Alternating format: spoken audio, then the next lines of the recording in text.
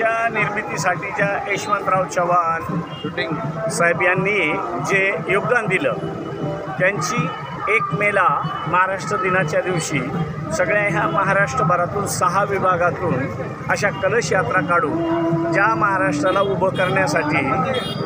जे हुतात्मे झाले 105 त्यांनाही श्रद्धांजली आदरांजली वाहण्याच्या दृष्टीनं तो 1 मेचा कार्यक्रम 1 मे ते 4 मे मुंबईमध्ये साजरा केला जाईल। आणि ह्या महाराष्ट्राला जे वरदान ठरलेली संस्कृती आहे, साहित्य आहे, शेती आहे, त्याला लागणारं पाणी आहे, आध्यात्मिक धार्मिक स्थळं आहेत, या सगळ्या ठिकाणची माती पाणी, गड किल्ल्यांची माती पाणी नेऊन आणि यशवंतराव चव्हाण साहेबांच्या समाधीस्थळी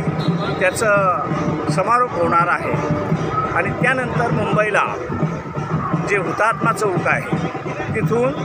ह्या स्वातंत्र्यासाठी